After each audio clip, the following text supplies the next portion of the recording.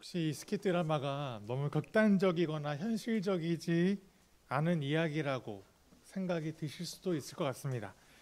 그러나 조금만 우리 주변을 둘러보고 나의 신앙생활을 참고해 봐도 이렇게 나의 욕망과 나의 것을 채우기 위한 태도가 혹시 우리 기도와 예배 가운데, 우리 삶 가운데 있다는 것을 생각해 보면 결코 비현실적인 이야기가 아니라는 것을 우리는 생각해 볼 수 있을 겁니다. 우리의 신앙도 마찬가지입니다. 지나친 나의 개인적인 이익과 구원에만 맞춰져 있는 우리의 신앙이 우리의 모습입니다. 우리는 왜 교회에 왔나요? 왜 이 시간에 예배를 드리고 있습니까? 왜 억울하고 답답한 상황 속에서 용서해 보려고 노력하고 애를 쓰고 또 안이 꽂고 우라통이 터지는 상황 속에서도 내가 먼저 원수에게 다가가려고 노력하는 이유가 무엇이 있습니까? 아마 모든 분들이 그런 건 아니겠지만 아마 어쩌면 다들 천국에 가려고 그렇게 참고 견디는 것 같습니다. 그 하나만 바라보고 이를 악물고 우리의 모든 손해를 감내하고 있는 거죠. 물론 중요합니다. 천국에 가는 거. 우리의 최종적인 우리 소망은 우리의 구원이 맞습니다. 이 땅에서 고통과 고난과 어려움이 있다 할지라도 이 모든 것을 인내하고 이겨내는 것은 우리의 죄를 사하시고 우리를 구원하시고 천국으로 인도하시는 하나님의 그 뜻을 바라봤기 때문에 우리가 그것을 소망하면서 이렇게 살아가는 거, 잘못된 생각은 결코 아닙니다. 그리고 오늘 본문의 말씀의 이 편지도 마찬가지일 겁니다. 오늘 로마서인 이 편지를 처음 읽게 된 이 로마 교회 사람들의 상황도 마찬가지였습니다. 바울이 이 로마에 이 편지를 쓸 때 하나의 큰 로마 교회가 아니라 수많은 교회들인 것을 여러분 아실 겁니다. 지하 동굴에서 예배를 드리기도 하고 조그만 다락방에서 로마 당국의 박해를 피해서 숨어서 소근소근 예배하는, 조용히 예배하고 있는 수많은 동굴과 다락방들의 교회들, 그 교회들에게 이 편지를 보낼 때에도 이 편지를 받는 그들 또한 같은 마음이었을 것입니다. 그들이 그렇게 박해 속에 인내하고 참고 견딜 수 있었던 것은 소망이 있었기 때문인데, 어떤 소망이냐면 바로 오늘 본문 앞절에 있는 로마서 8장 17절에 나와 있는 바로 그 소망 때문이겠죠. 성경 말씀을 보시고 제가 읽겠습니다. 자녀이면 상속자이기도 합니다. 우리가 그리스도와 함께 영광을 받으려고 그와 함께 고난을 받으면 우리는 하나님이 정하신 상속자요 그리스도와 더불어 공동 상속자입니다. 이게 무슨 말인가요? 나의 목적, 신앙의 목적과 인내와 박해를 인내할 수 있는 목적은 상속자가 되고 싶었던 거 아니겠습니까? 바로 하나님의 영광을 기다리고 선을 행하고 억울하지만 참고 인내해서 하나님 나라의 상속자가 되기 위해서 그들이 신앙생활하는 거.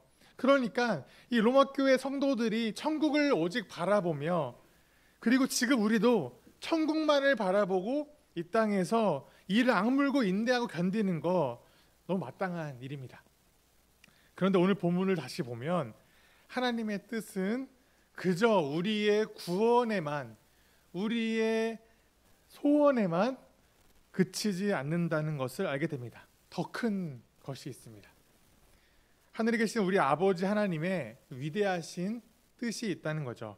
오늘 본문을 통하여서 이 땅을 향한 하나님의 진짜 뜻이 무엇인지 이 시간을 통해서 함께 우리의 구원에만 집중했던 우리의 시선을 넓게 확장할 수 있는 시간이 되기를 소망합니다. 오늘 본문은 이렇게 시작합니다. 18절 말씀 다시 한번 함께 읽겠습니다. 시작. 현재 우리가 겪는 고난은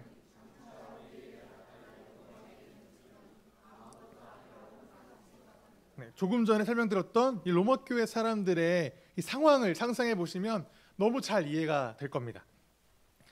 이 땅에 살면서 고난이 필수는 아니지만, 고난을 받아야지만 영광을 얻는 것은 아닙니다. 하지만 영광을 바라보는 삶 속에서는 마땅히 고난이 있을 수밖에 없다는 겁니다. 왜냐하면 이 세상은 여전히 죄악으로 가득 차 있죠. 하나님 나라가 이미 임했지만 아직 완성되지 않았기 때문에 그 중간 단계, 어두움에 지배당한 사람들이 여전히 세상 속에 공존하고 있는 세상을 살고 있습니다. 그러니까 우리가 이러한 고난 속에서도 인내할 수 있는 것은 더 큰 영광이 있다는 거죠. 비교할 수 없는 영광이 우리 가운데 있을 것이기 때문에 우리가 이 고난을 감내하는 것은 마땅하다, 당연하다, 너무 당연히 고통당하는 것이다 라고 이해할 수 있겠습니다. 그런데 이 더 큰 영광의 소망이 무엇일까요? 단순히 우리가 이 땅에서 고난받고 참고 인내하다가 천국 가면 모든 것이 끝났어. 이제 편하다. 이제 내 마음대로 살아도 되겠다. 이제는 고통당하지 않아. 아무런 고통이 없어 정도가 이 더 큰 영광인가? 19절 말씀 제가 읽겠습니다. 피조물은 하나님의 자녀들이 나타나기를 간절히 기다리고 있습니다. 22절. 모든 피조물이 이제까지 함께 신음하며 함께 해산의 고통을 겪고 있다는 것을 우리는 압니다. 바로 우리뿐만 아니라 피조물들까지도 함께 신음하고 고통을 겪고 구원의 날을 함께 바라보고 있다는 겁니다. 이게 무슨 말인가요? 피조물이 무엇입니까? 피조물? 동식물들도 있겠고, 좀 더 확장해 보면 산이나 강이나 바다도 하나님의 피조물입니다. 그런데 이들이 구원의 날을 기다린다? 이들이 생각이 있나요? 영혼이 있습니까? 예전에 제가 전도 설교를 할 때 잠깐 언급드렸는데, 예전의 신학자들이나 예전의 성도들은 이런 생각을 했습니다. 동물들은 영혼이 없기 때문에 죽으면 땅 아래로 간다. 인간만, 사람만 영혼이 있기 때문에 하늘로 올라간다 라고 하는 믿음이 우리 가운데 있었습니다. 그런데 오늘 본문을 보면 모든 피조물이 구원받지 못한 상황들 속에서 그들이 고통당하고 있고 신음하고 있다고 하니까 이거 어떻게 해석했냐면, 세상 사람들이구나. 그러니까 피조물은 세상 사람들이다 라고 그렇게 해석을 했었습니다. 그런데 이러면 앞뒤가 맞지 않습니다. 왜냐하면 구원받지 못할 자들, 하나님을 알지 못하는 사람들이 하나님의 자녀를 기다린다? 그럴 수 없죠. 구원의 날을 그들이 바라본다? 그럴 수 없습니다. 게다가 함께 신음하고 해산의 고통을 겪는다? 구원받지 못할 이들이 굳이 뭐하러 그렇게 하겠습니까? 말이 안 됩니다. 그러니까 이 피조물이라는 것은 구원받지 못한 백성들이다라고 해석해서는 앞뒤가 맞지 않고, 그래서 이 피조물은 말 그대로 동식물, 자연 만물을 포함한 하나님께서 창조하신 모든 피조물이라고 해석하는 것이 옳습니다. 그러니까 이것들을 의인화하여서 우리에게 표현하고 있는 거죠. 왜냐하면 이렇게 해석할 수 있는 이유는 이미 구약 성경에서 보면 인간이 타락할 때 이 피조물들도 함께 타락했다, 저주를 받았다라고 말씀하고 있기 때문입니다. 창세기 3장 말씀을 보시면 하나님께 세상을 창조하셨고 아담과 하와를 만드셨고 피조물들을 만드셨지만 범죄로 인하여서 창조 세계가 파괴되는 장면을 묘사합니다. 제가 창세기 3장 17절을 읽겠습니다. 귀로 들어오시기 바랍니다. 남자에게는 이렇게 말씀하셨다. 내가 아내의 말을 듣고서 내가 너에게 먹지 말라고 한 그 나무의 열매를 먹었으니 이제 땅이 너 때문에 저주를 받을 것이다. 너는 죽는 날까지 수고를 하여야만 땅에서 나는 것을 먹을 수 있을 것이다. 그러니까 인간의 타락으로 인하여서 생겼던 저주의 결과는 바로 땅이 저주를 받는 것입니다. 이 저주의 결과는 무엇이냐면, 원래는 언제나 풍성한 소산을 먹을 수 있었는데 이제는 수고를 해야만 소산물이 날 수 있는 땅이 되어버렸습니다. 또한 창세기 3장 18절에는 가시덤불과 엉겅퀴가 가득한 땅이 되었다라고 말하면서 인간의 타락이 땅의 저주로 이어졌고, 땅의 결과는 이렇게 풍성하지 못한 삶으로 연결되었다라고 이야기하는 거죠. 제가 이사야 말씀을 한번 읽어보겠습니다. 땅이 메마르며 시든다. 세상이 생기가 없고 시든다. 땅에서 높은 자리를 차지한 사람도 생기가 없다. 땅이 사람 때문에 더럽혀진다. 사람이 율법을 어기고 법령을 거슬러서 영원한 언약을 깨뜨렸기 때문이다. 그러므로 땅은 저주를 받았고 거기에서 사는 사람이 형벌을 받는다. 그러므로 땅의 주민들이 불에 타서 살아남는 자가 얼마 되지 않을 것이다. 단순히 인간이 땅에다가 쓰레기를 버리고 환경 오염을 했다, 사람이 땅을 더럽혔다가 아니라 영원한 언약을 어긴 인간 때문에 온 피조물까지 저주를 받게 되고, 이 저주 때문에 인간도 고통을 당한다는 거죠. 또한 호세아 4장 3절 말씀, 그렇기 때문에 땅은 탄식하고 주민은 쇠약해질 것이다. 들짐승과 하늘을 나는 새들도 다 야위고 바닷속의 물고기들도 씨가 마를 것이다. 이 인간의 타락은 땅의 저주를 포함하여서 동식물의 저주, 새와 물고기까지도 다 확장되고 있다는 것을 구약 성경은 말씀하고 있다는 거죠. 그래서 오늘 본문에서 뭐라고 말합니까? 피조물이 허무에 굴복했다. 피조물도 썩어짐에 종살이를 하고 있다. 인간이 죄의 종살이를 했듯이 피조물까지도 종살이를 하고 있다는 겁니다. 그런데 이러한 피조물의 신음과 고통은 우리들의 신음과 고통으로 이어지고 있다는 말씀입니다. 23절 말씀 보니까 그뿐만 아니라 첫 열매로서 성령을 받은 우리도 고통 가운데 신음하고 있다고 합니다.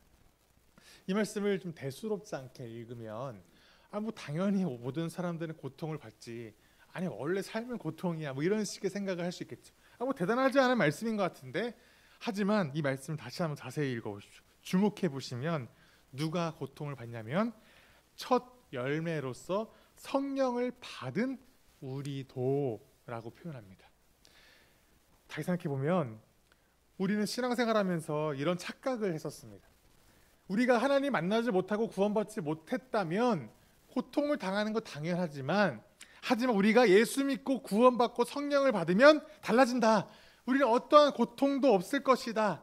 하나님이 다 해결해 주실 것이다. 우리는 승승장구할 것이다. 언제나 성공할 것이다. 왜냐하면 성령의 능력을 함께 하시기 때문에 우리가 긍정의 마음만 가지면 이 땅이 잘 될 것이다 라고 우리는 배워왔습니다.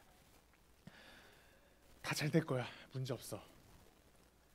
어려우면 금방 해결돼. 성공할 거야. 이것이 우리 한국교회 또는 과거의 교회, 세계 많은 교회들이 우리에게 가르쳐준 거 아닙니까? 그런데 우리는 여전히 고통과 어려움이 있습니다. 성도들에게. 어떻게 해석합니까? 아니, 예수 믿고 성령 받으면 다 행복하다면서요. 그러니까 이 문제를 어떻게 해결하기 위해서 어떻게 했냐면, 예수 믿고 구원받으면 다 성공하는데, 야, 네가 지금 노력이 부족해. 더 예배드려야지. 주일 예배 잘 드려야지. 11조 빼먹었으니까 그렇지.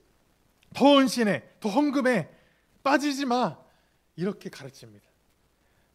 지금 성경에서 말하는 것을 왜곡했기 때문에 우리는 무조건 잘 될 거야가 안 되니까 너의 잘못, 우리의 신앙에 열심히 못 부족한 것, 더 열심히 빌어야 되는 것으로 그렇게 가르쳐 왔다는 거예요.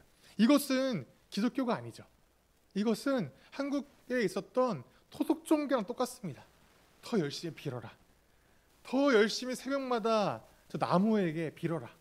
더 열심히 정성을 다해라.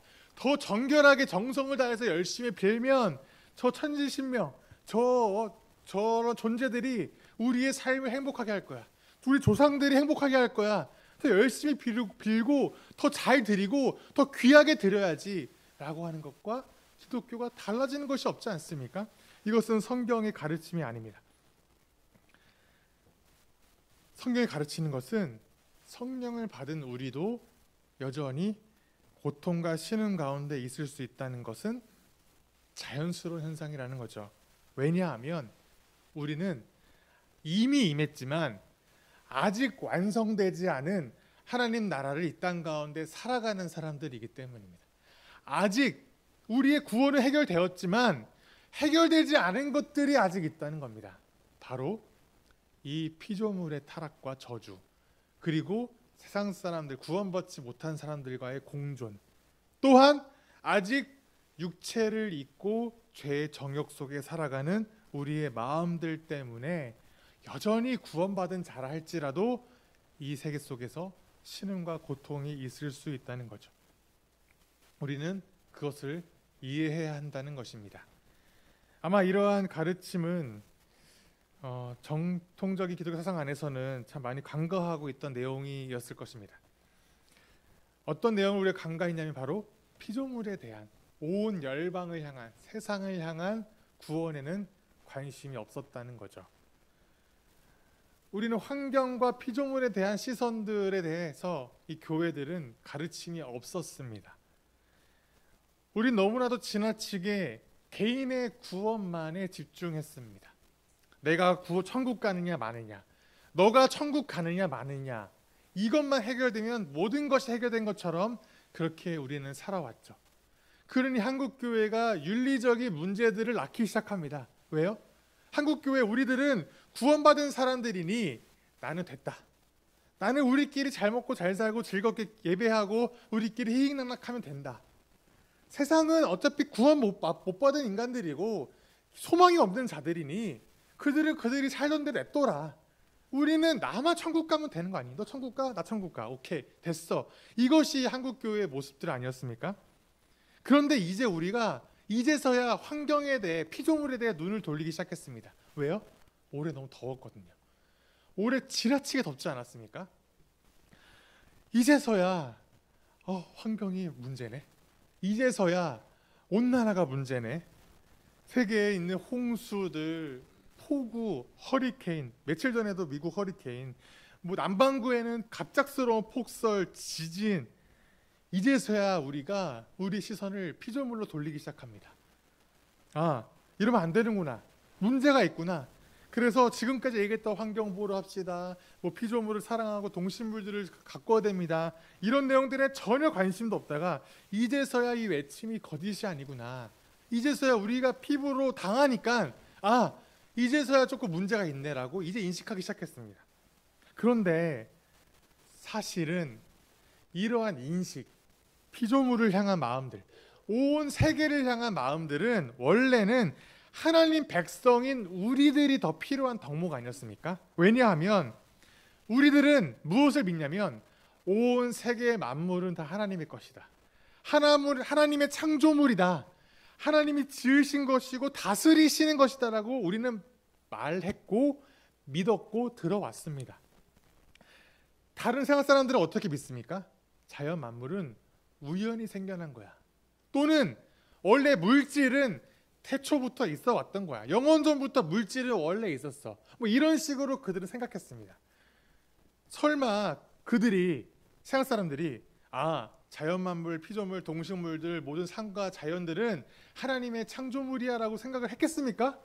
그들이 생각할 리가 없죠. 이런 생각을 누가 합니까? 우리입니다. 우리 성도입니다. 창조하시고 다스리시는 분은 하나님이시다라고 우리는 인정하고 살지 않았습니까? 그런데 이제서야 교회들은, 신앙인들은 이제서야 이 피조물과 자연 만물에 대해서 관심을 이제야 돌리기 시작했다는 거죠. 하나님의 뜻은 인간에게 있는 것이 아니다. 우리만 구원받는 것이 하나님의 뜻이 아니라 오늘 말씀처럼 모든 피조물에게, 자연 모든 만물과 모든 것에 다 하나님의 구원을 향한 갈망이 있고 하나님의 관심이 있고 하나님의 뜻이 있다. 모든 만물이 하나님을 찬양하는 날을 고대하고 있다. 회복하여 함께 예배하는 그날을 소망하고 있다. 이 말씀을 오늘 본문에서 기억하셔야 한다는 것입니다. 창세기 1장과 2장 말씀을 보면 하나님이 인간을 창조하시고 가장 먼저 명령하신 것이 무엇입니까? 생육하고 번성하고 충만하고 땅을 다스리라. 하나님께서 우리를 사랑과 은혜로 다스리시는 것처럼 너희도 모든 것을 다스리라. 하나님처럼 내가 했던 것처럼, 내가 너희에게 하는 것처럼 너희도 그렇게 하라라고 하셨습니다. 그런데 인간의 타락으로 모든 피조물이 다 저주를 받게 됩니다. 그리고 이제는 성령을 받은, 구원받은 우리조차도 이 신음하고 고통하는 피조물 속에서 우리도 신음하고 고통받게 됩니다. 이제 우리는 어떻게 해야겠습니까? 하나님 뜻은 어디에 있겠습니까? 오늘 말씀 8장 28절 말씀을 우리 함께 읽겠습니다. 28절입니다. 시작. 하나님을 사랑하는 사람들, 곧 하나님의 뜻대로 부르심을 받은 사람들에게는 모든 일이 서로 협력하여서 선을 이룬다는 것을 우리는 압니다. 바로 하나님 뜻이 여기에 있다는 겁니다. 이 말씀 우리가 너무 익숙한 말씀이라서 이 말씀을 읽으면 쉽게 생각하고 넘어가 버리죠.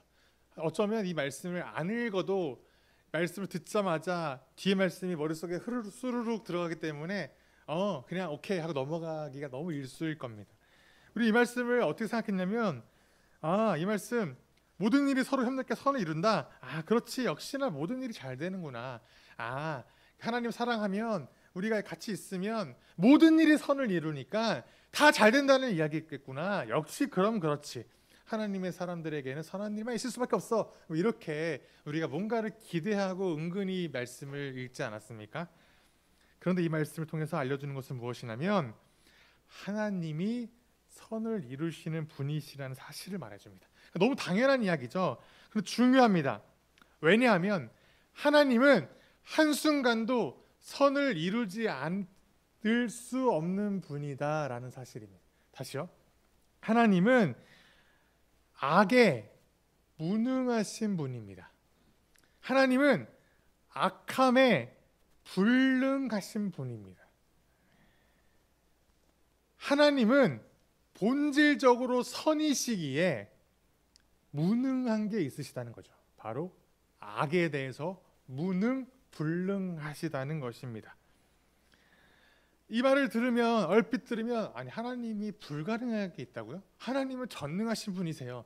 하나님은 뭐든 할 수 있는 분이신데 무슨 소리 하시는 겁니까? 하나님은 악에 대하여 무능하십니다. 다시 말해 하나님은 온전히 선하신 분이고 온전히 좋으신 분이고 하나님이 하시는 모든 일은 다 선 자체라는 겁니다. 그렇다면 우리는 우리의 기준과 생각이 어떠하든 하나님의 뜻은 선하시다라고 인정할 수밖에 없다는 거죠. 오늘 말씀이 말하는 것처럼 모든 일, 모든 것에 항상 하나님 뜻이 있기에 그곳이 있다면 그것이 곧 선이라는 것을 인정해야 한다는 거죠. 이 모든 일, 모든 것에 무엇이 포함될까요? 바로 우리의 고통과 고난까지 포함됩니다. 우리의 고통과 고난 또한 하나님의 뜻 가운데 있고 하나님의 섭리 가운데 있다면 그 또한 선입니다. 그 또한 우리의 고난 또한 좋은 것입니다. 그리고 모든 것 무엇이 포함되냐면 인간뿐 아니라 하나님의 모든 뜻 안에 있는 자연 만물 모든 것 또한 하나님이 선하게 이끌어 가신다는 것입니다. 이 목적, 궁극적인 목적이 29절인데 하나님께서 미리 아신 사람들을 택하셔서 자기 아들의 형상과 같은 모습이 되도록 미리 정하셨으니 이것은 그 아들이 많은 형제 가운데서 맏아들이 되게 하시려는 것입니다. 다시 말해서 하나님의 궁극적인 선하신 뜻은 하나님의 형상을 회복하는 것입니다.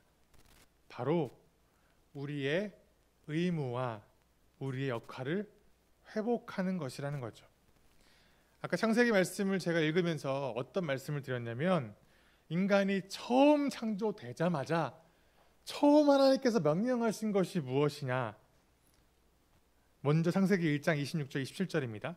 하나님 말씀하시기를 우리가 우리의 형상을 따라서 우리의 모양대로 사람을 만들자.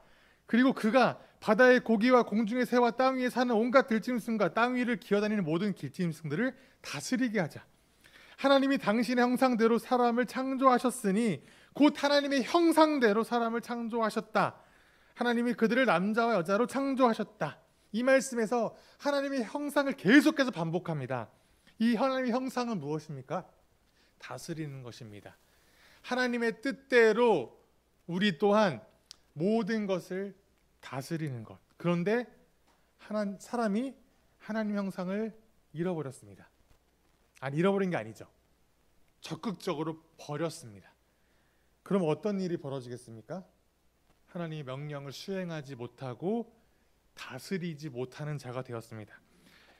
하나님의 형상대로 다스려야 되는 자가 타락했으니 어떤 일이 벌어지겠습니까? 다 저주를 받은 겁니다. 다스리는 자가 저주를 받았으니 모든 것이 저주를 받게 된 거죠. 하나님의 형상을 버렸으니. 바로 여기에서 하나님의 궁극적인 뜻이 있습니다. 바로 다시 처음 형상대로 회복하게 하는 것. 인간의 회복과 구원이 인간의 회복으로 끝나는 게 아니라 그리하여서 그 역할, 원래 해야 했던 역할을 까지도 회복하는 것. 특별히 오늘 본문처럼 하나님의 아들의 형상, 즉 예수 그리스도의 형상으로 회복시키자는 것입니다. 죄와 사망을 이기신 하나님의 아들, 부활하였고 영원한 소망을 갖고 있는 바로 그 예수 그리스도의 형상으로 우리가 이제 회복하는 것이 하나님의 뜻을 이루시는 궁극적인 목적이며 시작이라는 거죠. 21절 말씀 우리 함께 읽도록 하겠습니다. 로마서 8장 21절 시작. 그것은 곧 피조물도 썩어짐의 종살이에서 해방되어 하나님의 자녀가 누릴 영광된 자유를 얻으리라는 것입니다. 자, 이 자유가 우리만 얻는 게 아니라 피조물들도 함께 자유를 얻게 될 것이라는 거죠. 누구 때문에요? 바로 하나님의 형상을 회복한 하나님의 성도들로 인하여서. 이것이 하나님 나라의 회복입니다. 우리가 하나님 나라를 살아간다. 하나님 나라 이미 하나님 나라 살고 있어. 우리가 그 영원한 나라를 소망하고 있어. 아직 임하지 않았지만 그 나라가 올 거야 라고 외쳤을 때 그 외침은 바로 하나님의 자녀들의 회복을 통하여 모든 만물까지도 회복되는 것이 바로 하나님 나라의 진짜 완성이라는 거죠. 모두 하나님을 예배하는 날. 우리만이 아니라 들꽃의 아름다움을 바라보고 함께 들꽃들과 하나님의 사랑을 노래하는 그날. 바람에 흔들리는 나뭇잎의 소리를 들으면서 그저 흔들리는구나가 아니라 함께 나뭇잎이 바람과 함께 찬양하는 소리를 함께 찬양하는 그 시간. 밤 하늘에 쏟아질 것 같은 별들을 바라보며 이 광대한 우주 속에서 퍼져 있는 하나님의 영광을 함께 경험하는 그 시간. 각종 동물들이 들판을 뛰어다니고 곤충들과 새들이 날아다니고 하나님의 은혜를 함께 아름답게 그리는 그날. 원수였던 이들과 함께 사랑하고 화해하고 손을 잡고 하나님의 나라를 함께 예배하고 기뻐하고 우리의 삶 속에서 함께 회복하는 그날. 손에 손을 잡고 함께 예배하는 그날. 그날을 하나님께서 우리에게 소망하게 하시는 겁니다. 비록 이 땅에서는 우리가 환난과 역경과 고난이 있을 수 있습니다. 하지만 하나님의 선하심, 모든 것은 선하시다라는 것을 고백하며 더 큰 영광, 함께 모두가 함께 하나님을 바라보는 하나님의 그 피조물들이 함께 영광을 바라보는 그 날을 꿈꾸며 살아가는 그 삶. 우리가 함께 그 삶을 꿈꿨으면 좋겠습니다. 당장 눈앞에 보이는 것에 매몰되어서 나의 욕심과 나의 삶과 나의 바운더리가 하나님 뜻 전부인 것처럼, 하나님 뜻이 이 정도인 것처럼, 이것만 해결되면 되는 것처럼 그렇게 사는 것이 아니라 우리가 성도라면 제한된 시선이 아니라 광대한 이 세상을 바라봤으면 좋겠습니다. 우리는 70억 인구? 아니 70억도 아니죠. 이 모든 인류를 생각하면 몇 억, 몇백, 몇 조, 이 모든 사람들 중에 우리는 그 중에 한 사람일 뿐입니다. 우주를 보셨습니까? 별들이 얼마나 많이 있나요? 우리 은하에만 5천억 개의 별이 있답니다. 그런데 이 5천억 개의 별이 있는 은하가 1,700억 개가 있답니다. 이 숫자를 셀 수 있습니까? 우리의 말로 표현이 안 됩니다. 이 수많은 광대한 우주를 창조하신, 섭리하시고 운행하시는 그분 앞에서는 우리는 뭐 이런 말 있죠. 우리는 우주의 먼지다? 먼지도 안 됩니다. 티끌도 안 되는 우리의 이 삶과 우리의 생각, 이 우리의 시간에만 하나님의 뜻을 이렇게 제한하여서 이것이 전부인 것처럼, 이것이 해결되면 하나님 뜻이고 해결되지 않으면 하나님 뜻이 아닌 것처럼 그렇게 생각할 수 없다는 거죠. 그런데 여기에서 바로 은혜가 있습니다. 왜냐하면 우리가 우주의 먼지보다 작아서 우리는 아무것도 아니구나 좌절할 것이 아니라 바로 우리들을 어떻게 하셨냐면 30절 말씀을 함께 읽겠습니다. 30절입니다. 시작. 그리하여 하나님께서는 이미 정하신 사람들을 부르시고 또한 부르신 사람들을 의롭게 하시고 의롭게 하신 사람들을 또한 영원롭게 하셨습니다. 바로 하나님께서 영원하다라고 어떻게 우리 말로 표현할 수 없는 정도로 크신, 광대하시다, 크시다, 우리의 표현과 언어와 생각과 사고로는 이해할 수도 없는 그 위대하신 하나님께서 바로 우리 한 사람 한 사람을 직접 부르셨다는 거죠. 우리를 부르시고 씻기시고 의롭게 하시고 우리를 영원한 하나님 나라 백성으로 직접 하나하나 우리를 선택하여 부르셨다는 겁니다. 우리는 너무 작고 하찮아서 하나님을 우리 속에 가둬놓으려고 우리는 끊임없이 하나님을 끌어내렸는데, 오히려 하나님은 우리를 하나님의 아들의 형상으로 회복하셔서 그와 함께 형제가 된 것처럼, 마치 우리도 하나님의 그 아들이 된 것처럼 우리를 부르셨고 우리와 함께 모든 것이 선을 이루도록 우리와 함께 하시겠다는 것입니다. 이것이 바로 은혜입니다. 우리가 어떻게 이 은혜를 찬양하지 않을 수 있겠습니까? 말씀을 정리하겠습니다. 여기까지 말씀을 이렇게 들었을 때 우리는 마냥 기쁠 수 있을까요? 사실 이 말씀만 들었을 때는 여기까지는 기쁘지 않을 수 있습니다. 왜냐하면 그래서 어떻게 하라고요? 우리가 할 수 있는 게 있습니까? 지금까지 50년, 60년 살아보니 세상은 점점 악해져 갑니다. 우리가 아무리 노력하고 애쓰고 변화하려고 해도 그들은 변하지 않습니다. 세상이 변했습니까? 우리가 선을 행했다고 해서 내 원수가 나를 사랑합니까?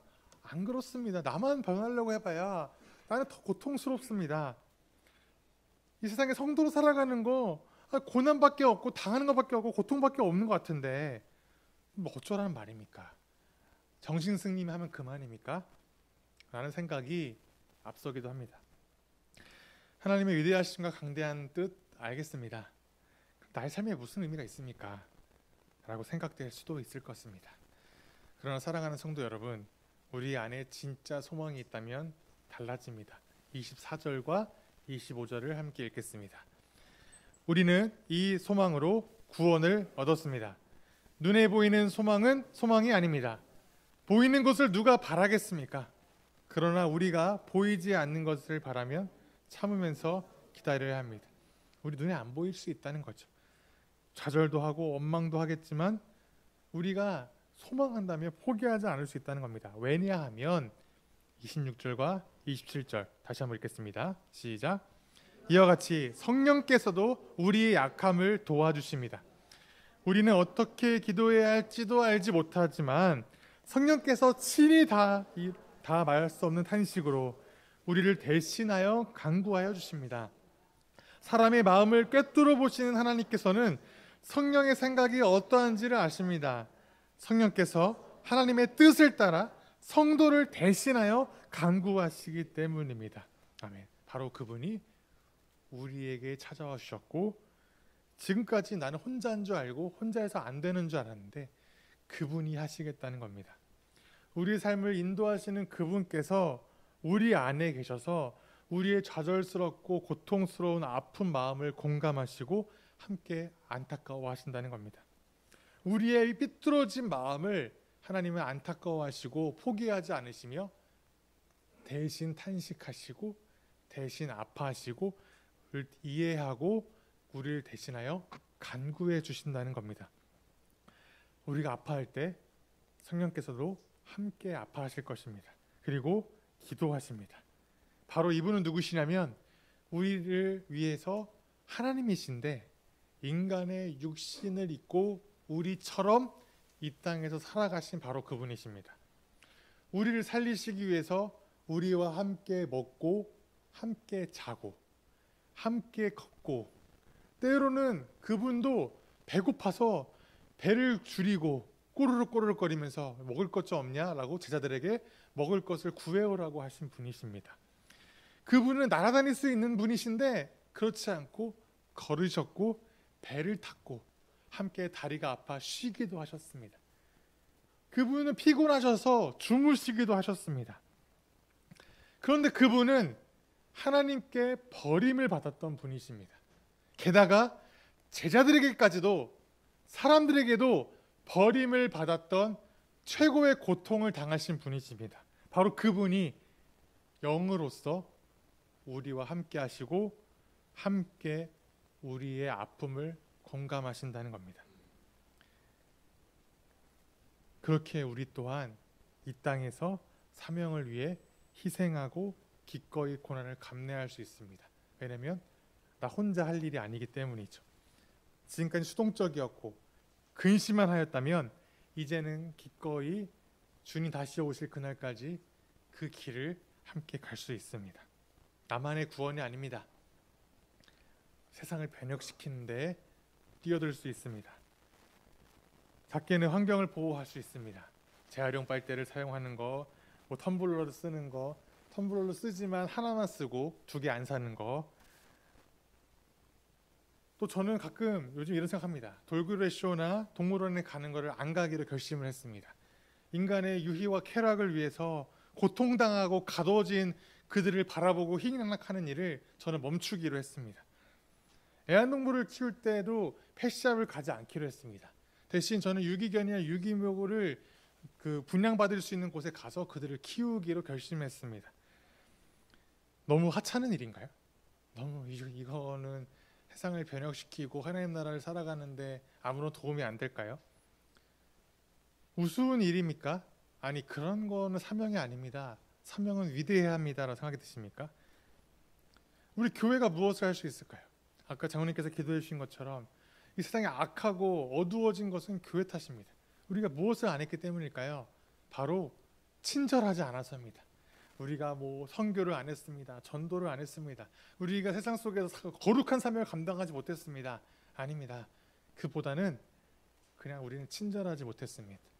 사람들에게 웃어주지 못했고, 사람들이 주차할 때 힘들어할 때 내가 차라리 집에서 걸어오더라도 교회 옆에 있는 주차 자리를 양보해 주지 못했습니다. 우리는 세상 사람들에게 세상을 향하여서 교회답지 못했습니다. 이 모든 것, 이 작은 실천, 우리의 이 작은 마음들이 작은 행동으로 끝나는 게 아니라 우리의 의지와 의도와 세상의 피조물을 향한 우리의 마음들이 없었다는 것이 문제입니다. 우리는 하나님의 사람이라면, 성령께서 우리 안에 계시다면 함께 하나님과 선을 이루어 갈 수 있다는 것, 모든 것이 협력하여 선이 된다는 것을 믿어야 합니다. 우리 사소한 일이니까 이거는 아니야, 우리 거룩한 일을 하는 사람들이야가 아니라 그 사소해 보이는 일이 곧 거룩한 일입니다. 왜냐하면 하나님의 뜻이기 때문입니다. 하나님 나라를 향한 일이라면, 겸손히 나아간다면 하나님의 말씀대로 행하는 모든 일은 거룩한 일이, 속된 일이 따로 있는 게 아닙니다. 모두 다 하나님의 사명 가운데 거룩한 일이고 우리의 모든 삶 순간순간이 거룩해야 합니다. 사랑하는 성도 여러분, 우리 함께 이 소망을 붙잡았으면 좋겠습니다. 나만 소망이 아니라 함께 소망하는 일, 인간만 소망하는 게 아니라 모든 동물과 식물과 피조물, 별들과 달과 모든 행성과 우주가 하나님을 함께 노래하는 그날을 꿈꾸며 우리의 작은 일 또한 거룩한 이름을 고백할 수 있는, 인내하며 살아갈 수 있는 모든 성도 되시기를 축복합니다.